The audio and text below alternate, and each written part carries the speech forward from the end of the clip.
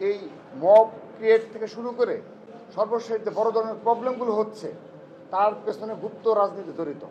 Positive মানসিকতা নিয়ে এগিয়ে যাচ্ছি এবং আমরা এত মবের শিকার হয়েছি এবং সোশ্যাল মিডিয়ায় ঢাকা বিশ্ববিদ্যালয়ের যে সমস্যাগুলো ক্রিয়েট হয়েছে এবং একটি গুপ্ত গোষ্ঠী যেভাবে প্রতিনিয়ত একটি পরিবেশ সৃষ্টি করেছে, তারপরও ছাত্রদল ডাকসু নির্বাচনে ইতিবাচকভাবে দ্রুততম সময়ে অংশগ্রহণ নিশ্চিত করা যায়, আমরা সে বিষয়ে সচেতন রয়েছি।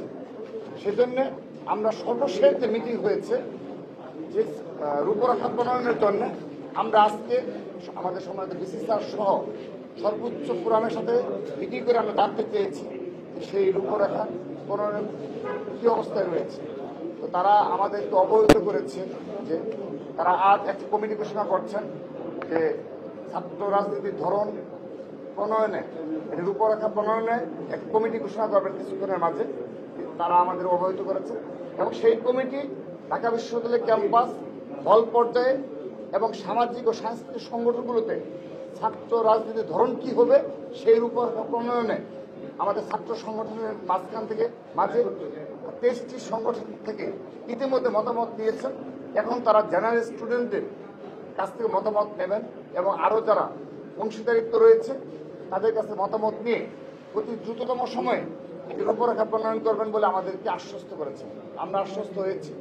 তো আমাদের এখানে যে মূল যে আজকে কিছু বিষয় রয়েছে যেগুলো ঢাকা বিশ্ববিদ্যালয়ের স্টুডেন্ট যারা তাদের জানার প্রয়োজন, আমাদের দীর্ঘ আলোচনায় আমাদের সম্মানিত ভিসি স্যার সহ আমাদের প্রভিসি স্যার, প্রক্টর স্যার, কোষাধ্যক্ষ স্যার, তারা সবাই এক বাক্যে স্বীকার করেছে এই ঢাকা বিশ্ববিদ্যালয়ের এই মব ক্রিয়েট থেকে শুরু করে সর্বশেষ যে বড় ধরনের প্রবলেমগুলো হচ্ছে তার পেছনে গুপ্ত রাজনীতি জড়িত।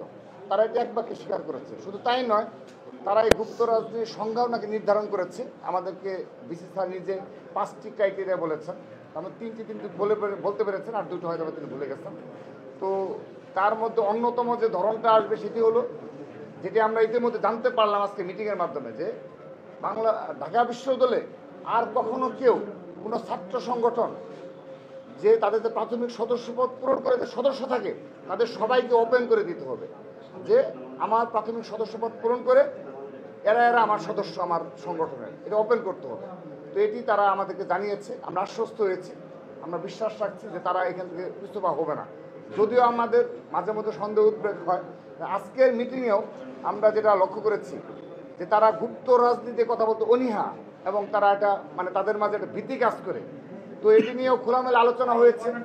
তারা যেটি বলেছে, আমরা তাদের আমাদের প্রভিসি স্যার, প্রক্টর স্যার তারা নিজে কিছু স্ক্রিনশট দেখিয়েছে যে তারা যদি কখনো গুপ্ত রাজনীতি নিয়ে কথা বলে কিংবা এই আলোকে কিছু কাজ করতে যায় তাদের চরিত্র হরণ করা হয় এবং তাদের সামাজিক যোগাযোগ মাধ্যমে অনলাইন ব্যাশিং করা হয় তাদের আমাদের সম্মানিত শিক্ষকবৃন্দদের নিয়ে। তো তারা তাদের সে আফসোসের কথা তো আমাদের বললো। তো আমরা তাদেরকে আশ্বস্ত করেছি আমরা সচেতন ছাত্র সংগঠন হিসাবে, যেহেতু জুলাই আগস্ট গণ অভ্যুত্থানের যে চেতনা রয়েছে সেটি ধারণ করেই সকল ছাত্র সংগঠন ক্যাম্পাসে ছাত্র রাজনীতি করছে। তো সে কারণে তারা আমাদের আশ্বস্ত করেছে এই গুপ্ত রাজনীতি একটা বার রেখে তারা আগামীতে এই রূপরেখা প্রণয়ন করবে। তো সেজন্য আমরা আশ্বস্ত হয়েছি। আর দ্বিতীয়